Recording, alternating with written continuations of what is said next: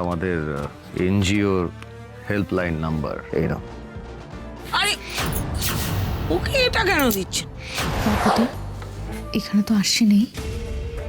দাঁড়া, সবাই এখনো আসেনি, দেখা যাক। তুমি বাড়ি দাঁড়িয়ে থাকলে কেন? ভেতরে চলো।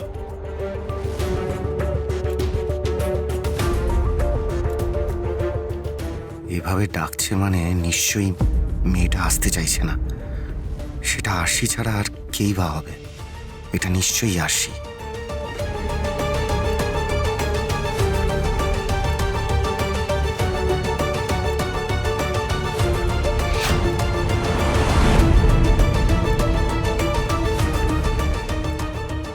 না, এটাও তো আরশি নয়। তাহলে আরশি কোথায়? আরশি কি এখানে নেই, নাকি আরশিকে আনছে না আমাদের সামনে?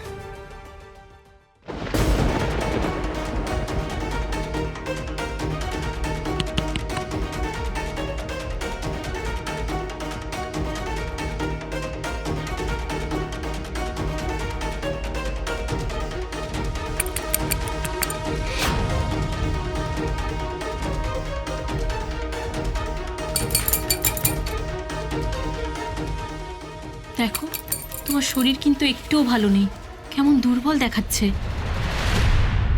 তো তোমাদেরকেও দুর্বল লাগছে। কিন্তু আমরা তো তোমার মতো এইভাবে হেঁটে চলে বেড়াচ্ছি না।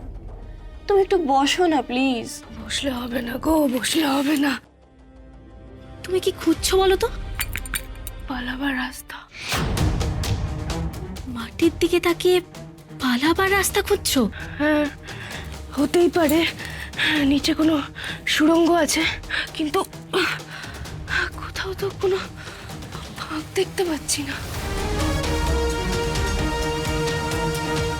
এই চোরা কুঠুরিতে নিশ্চয়ই অন্য কোনো জানালা বা দরজা থাকবে, যেখান দিয়ে অন্য ঘরে যাওয়া যায় বা কিছু একটা।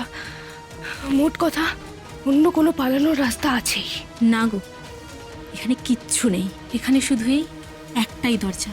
তুমি এত কিছু বোঝো, এটা বুঝতে পারছো না? এটা চোরা কুঠুরি, এখানে পালানোর কোনো রাস্তা নেই। আর কেনই বা থাকবে? হয়তো আমাদের বোকা বানানোর জন্য, আমাদের জোর করে ভয় দেখিয়ে আটকে রাখবে বলে চোরা কুঠুরি নাম দিয়েছে।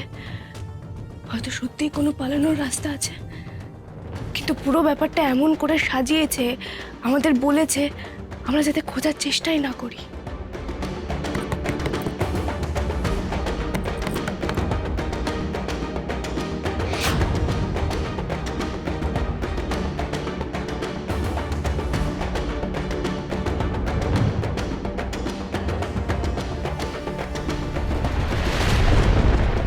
দেখলে তো, বললো না কিচ্ছু নেই। হে বজরংবলী, আমি তো এখান থেকে বেঁচে বেরোনোর আর কোনো উপায় দেখছি না। এত চেষ্টা করেও কিছুতেই কিছু করে উঠতে পারছি না। এবার যে আমার মনোবল ভাঙছে।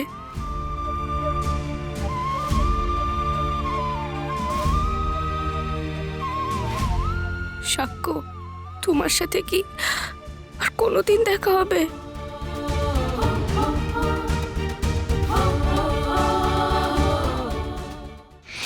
আমার কিছু হয়ে গেলে মহাগৌরীর কি হবে? মহাগৌরী কি তাহলে সারা জীবন করাতেই? তুমি কেঁদো না গো, কেঁদো না।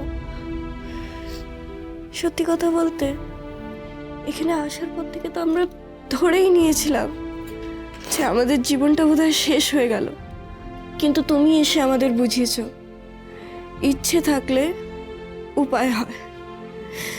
কিন্তু এখানে যে আমরা নিরুপায়, আমাদের কিচ্ছু করার নেই। এখন এটাই আমাদের নিয়তি।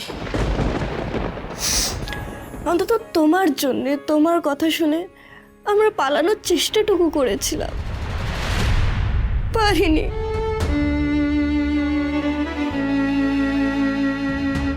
এরা আমার জন্য একটু হলেও মনের জোর পাচ্ছে বলে মনে হচ্ছে। না না না, আমার ভেঙে পড়লে চলবে না। আমাকে তো বাঁচতেই হবে, সাক্ষ্যর জন্য, মহাগৌরীর জন্য, আমার পরিবারের জন্য, এমনকি এই মেয়েগুলোর জন্য। ওদের যে আমাকে বাঁচাতে হবে। আমার তো এত সহজে হেরে গেলে হবে না। নিন, মেয়েরা এসে গেছে, যা কথা বলার বলে নিন। বলছিলাম যে এই কজন, আর আর অন্য মেয়ে নেই? কেন, এই কজনে মন ভরছে না বুঝি? না না, তেমন ব্যাপার নয়। আসলে আমাদের নিজস্ব তো একটা ডেটাবেস থাকে, সেখানে অনেক মেয়েদের নামই আমরা দেখেছিলাম। ইনফ্যাক্ট আজকে এরা যারাই আছে সবার নামই ডেটাবেসে এন্ট্রি করতে হবে।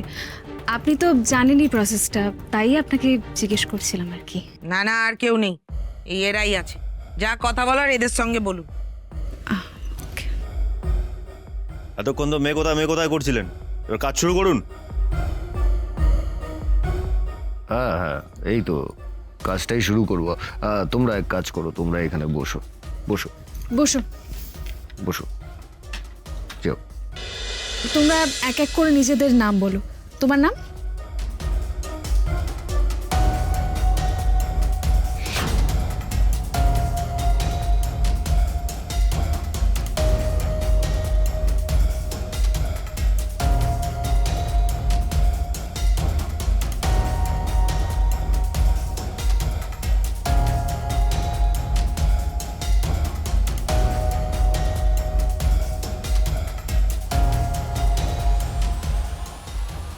এই দুজন স্যার ম্যাডামের কাছে কি কোনোভাবে আরশির কথা বলা যাবে?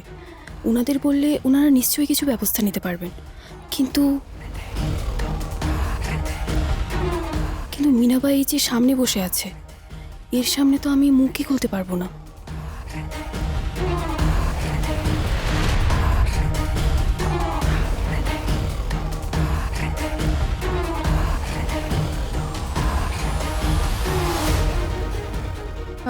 আমরা কিন্তু তোমাদের জন্য ওষুধপত্র এনেছি। হ্যাঁ, শরীর খারাপ করলে এগুলো খাবে, আর প্রত্যেক 6 মাস অন্তর অন্তর ব্লাড টেস্ট করবে।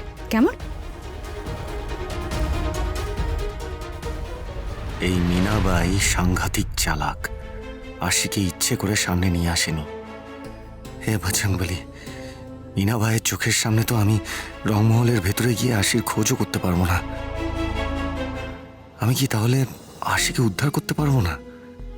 রাস্তা দেখাও বজরংবলী, তোমার ভক্তের এত বড় বিপদ তুমি হতে দিও না, ওকে রক্ষা করো।